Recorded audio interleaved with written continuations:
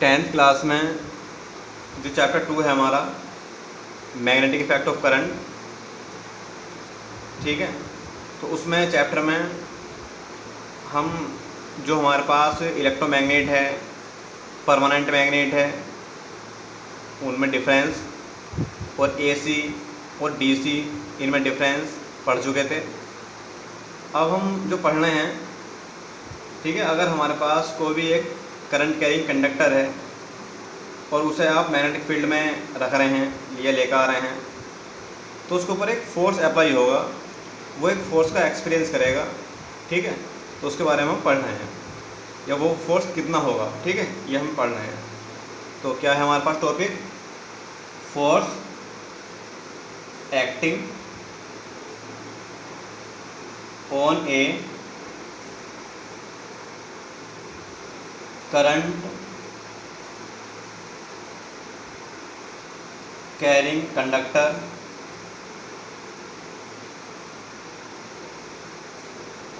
इन magnetic field.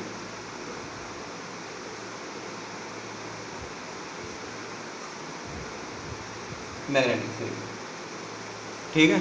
जो हमारे पास कोई एक करंट कैरिंग कंडक्टर है, करंट कैरिंग कंडक्टर का मीन्स होता है कोई भी एक वायर हो सकता है जिसमें करंट का फ्लो हो जाओ, ठीक है, कंडक्टर हो वो, उसमें करंट जो है कैरी कर सके।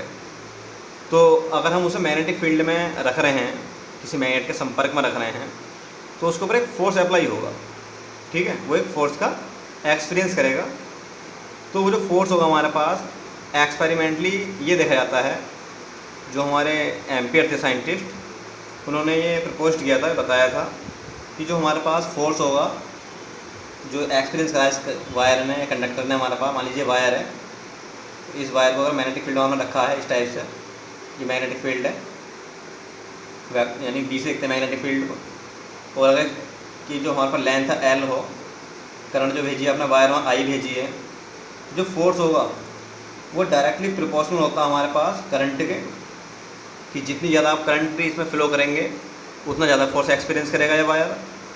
दूसरा जो फोर्स होता है हमारे पास वो डायरेक्टली प्रोपोर्शनल होता है मैग्नेटिक फील्ड के, यानी कि जितना आप इसमें मैग्नेटिक फील्ड ज़्यादा अप्लाई करेंगे उतना ज़्यादा फोर्स एक्सपीरियंस करेगा ये। और तीसरा हमारे पास जो फोर्स है वो डायरेक्टली प्रोपोर्शनल होता है लेंथ के, ठीक है, ये था हमारे पास। और एंगल कितने पर हमने इस वायर को रखा है इस मैग्नेटिक फील्ड में, उस पर डिपेंड करेगा, साइन थीटा पर, ठीक है, F proportional to sine theta. ये है हमारे पास, ये एम्पियर ने बताया था कि जो फोर्स होगा हमारे पास इस वायर पर एक्सपीरियंस करता है वायर, वो करंट के, मैग्नेटिक फील्ड के, लेंथ के, और जो एंगल है उसका साइन लेना है, ठीक है, ट्रिग्नोमेट्रिक फंक्शन है ये, तो इनके डायरेक्टली प्रोपोर्शनल है। तो अगर आप इन्हें ऊपर जो हमारे पास हैं ये सबको कंबाइन करें तो आप देखेंगे कि एफ प्रोपोर्शनल हो जाएगा B I L sine theta, ठीक है। ये इसको स्टेप से लिख सकते हैं कि F equal B I L sine theta. ये है, जब भी प्रोपोर्शनल का साइन हटता है तो इक्वल आता है, कोई कांस्टेंट आता है, तो उस कांस्टेंट को ऐसा ही सिस्टम में 1 मान लिया गया है, ठीक है ना, क्या मान लिया गया है 1। तो फॉर्मूला क्या बन गया, F equal B I L sine theta, या बिल साइन थीटा, स्टेप से याद कर लेते हैं इसे, F equal B I L sine theta. यानी कि किसी भी वायर को अगर आप मैग्नेटिक फील्ड में लेकर आ रहे हो, ठीक है, नहीं, वायर की लेंथ एल है, वायर में करंट आप आई फ्लो कर रहे हो, ठीक है, मैग्नेटिक फील्ड में जिसमें ला रहे हो आप वो बी है, तो वो एक वायर फोर्स का एक्सपीरियंस करेगा, जिसका फॉर्मूला कितना आ गया, B I L sine theta. ये आपको याद रखना है, ठीक। अब इसी कंसेप्ट पे, इसी फॉर्मूले पे जो हमारे पास बना हुआ है डीसी मोटर बना हुआ है, इसी टॉपिक, ठीक है, डीसी मोटर।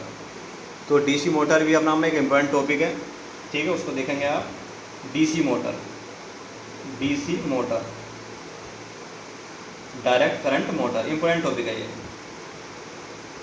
तो जो हमारे पास डीसी मोटर होती है उसका क्या वर्क होता है हमारे पास, कि आप उसमें इलेक्ट्रिकल एनर्जी तो दोगे इनपुट की फॉर्म में, और जो आपको मिलेगा वो मैकेनिकल वर्क मिलेगा, यानी कि मैकेनिकल एनर्जी मिलेगी, ठीक है भैया। अगर आपके पास डीसी मोटर है तो उसमें क्या कर रहे हैं आप, कहीं भी अगर उसका यूज कर रहे हैं आप डीसी मोटर का, तो पहले आपको इलेक्ट्रिसिटी तो देनी पड़ेगी, ठीक है, आपने इनपुट दे दिया उसे इलेक्ट्रिसिटी, और फिर आप उससे कोई भी जो आप वर्क करना चाह रहे हैं, मान लीजिए कोई भी आप मशीन बनाना चाह रहे हैं उससे, या कुछ भी हवा ही लेना चाह रहे हैं, तो वो मैकेनिकल वर्क कर रहा है उस टाइम, ठीक है, मैकेनिकल एनर्जी में। तो डीसी मोटर क्या है, एक ऐसी डिवाइस जो इलेक्ट्रिकल एनर्जी को कन्वर्ट कर रही है मैकेनिकल एनर्जी में, ठीक है। तो ये आपको याद कर लेना है कि हमारे पास जो इलेक्ट्रिक मोटर है, इलेक्ट्रिक मोटर, ठीक, इज ए डिवाइस, एक ऐसी डिवाइस है, ठीक है, विच कन्वर्ट कर रही है, बदल रही है electrical energy into mechanical energy, ठीक, मैकेनिक्स है हमारे पास, मैकेनिकल एनर्जी जो है उसमें जो है हमारे पास ये कन्वर्ट कर देती है, ठीक है, ये है। और प्रिंसिपल क्या है इस मोटर का, एक टाइप से कह सकते हैं मैग्नेटिक इफेक्ट ऑफ करंट। जो प्रिंसिपल है मोटर का क्या है, मैग्नेटिक इफेक्ट ऑफ करंट, या आप ऐसे कह सकते हैं कि जो अभी आपने पढ़ा है कि जो हमारे पास इलेक्ट्रिक मोटर है वो इस प्रिंसिपल पर वर्क कर रही है कि जब भी कोई करंट कैरिंग कंडक्टर किसी मैग्नेटिक फील्ड में आप रखेंगे या रखा हुआ होगा, तो वो एक फोर्स का एक्सपीरियंस करेगा, ठीक है। तो यही जो आपने ऊपर पढ़ा है कंसेप्ट, ये इसका वो है प्रिंसिपल, ये कह सकते हैं मैग्नेटिक इफेक्ट ऑफ करंट, ठीक है, कि हमारे पास कहीं भी करंट अगर फ्लो हो रही है तो उससे क्या होगा, मैग्नेटिक फील्ड जनरेट हो रही होगा। या आप ऐसे कह सकते हैं कि जब भी कोई करंट कैरिंग कंडक्टर किसी भी मैग्नेटिक फील्ड में रखा हुआ होता है तो उसके ऊपर एक फोर्स अप्लाई होता है, ठीक है, वो एक फोर्स का एक्सपीरियंस करेगा।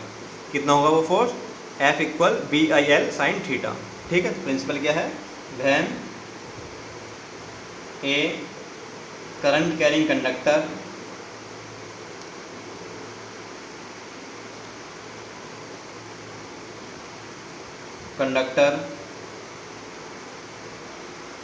ठीक है, प्लेस्ड मैग्नेटिक फील्ड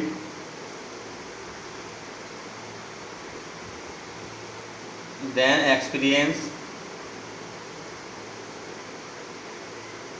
ए फोर्स, कोई एक फोर्स का वो एक्सपीरियंस करेगा, ठीक है। या आप मैग्नेटिक इफेक्ट ऑफ करंट भी इसको कह सकते हैं, ये आपको याद रखना है। जो हमारे पास मोटर होती है इसमें हमारे पास 4 पार्ट होते हैं। एक होता है हमारे पास आर्मेचर कोयल, ये आपको नाम याद रख लेना है, आर्मेचर कोयल। दूसरा हमारे पास होता है इसमें फील्ड मैग्नेट, ये आपको याद रखना है, फील्ड मैग्नेट, ठीक है। और तीसरा पार्ट होता है हमारे पास इसके अंदर, हमारे पास स्प्लिट रिंग होती हैं, स्प्लिट रिंग। और फोर्थ पार्ट होता है हमारे पास इसमें कार्बन ब्रशेस, ठीक है, ब्रश कह सकते हैं, ब्रशेस होते हैं इसमें, ब्रशेस ये लगे होते हैं, ठीक है। और बैटरी भी आपको अप्लाई करनी पड़ेगी अगर डीसी है, ठीक है, तो बैटरी भी लिख सकते हैं आप, बैटरी, ठीक है। तो जो हमारे पास डीसी मोटर है, इस डीसी मोटर की जो हमारे पास वर्किंग है और जो डायग्राम है वो मैं आपको कल बताऊंगा, ठीक है। आज आप क्या काम करेंगे, एक बार डायग्राम इसका बनाकर देख लेंगे घर पर, ठीक है, कि जो स्प्लिट रिंग है वो कैसे बनी हुई है हमारे पास अलग अलग करके। आर्मेचर कोयल जो है हमारे पास वो बीच में बना हुआ पार्ट है रेक्टेंगुलर शेप में, जो रेक्टेंगुलर शेप में बना हुआ पार्ट है वो डायग्राम में आप देखेंगे ABCD डायग्राम होगा रेक्टेंगल की शेप में, ठीक है। फील्ड मैग्नेट जिनके ऊपर नॉर्थ और साउथ लगा हुआ होगा वो हमारे पास फील्ड मैग्नेट है, फील्ड मैग्नेट जिनका मेन वर्क है मैग्नेटिक फील्ड जनरेट करना, एक पावरफुल मैग्नेटिक फील्ड जनरेट करना, ठीक है। ब्रशेस लिए हुए हैं तो ब्रशेस का भी अपना वर्क होता है, ठीक है। और हमारे पास जो बैटरी है वो हमारे पास सप्लाई देगी, तो ये है। तो आपको जो डायग्राम है जो वर्किंग है वो आपको कल बताऊंगा। और यूज़ आपको इसका पता ही है कि हमारे पास जो फ़ैन आ रहे हैं आजकल, हमारे पास वाटर पंप आ रहे हैं, ठीक है, और हमारे पास कंप्यूटर है जो कंप्यूटर की ड्राइव है, ठीक है, तो वॉशिंग मशीन है, तो वहाँ बहुत सारे, या मिक्सर है, तो बहुत सारी चीज़ों में आजकल जो है हमारे पास जो मोटर है वो यूज़फुल है, ठीक है। तो ये आप ध्यान रखेंगे। तो डीसी मोटर का मीन्स क्या हो गया हमारे पास कि एक ऐसी डिवाइस है ये जो इलेक्ट्रिकल एनर्जी को मैकेनिकल एनर्जी में कन्वर्ट कर रही है। और हमारे पास प्रिंसिपल इसका ये है कि जब भी कोई करंट कैरिंग कंडक्टर किसी भी मैग्नेटिक फील्ड में रखा हुआ होगा तो उसके ऊपर एक फोर्स लगेगा, है ना, वो एक फोर्स का एक्सपीरियंस करेगा।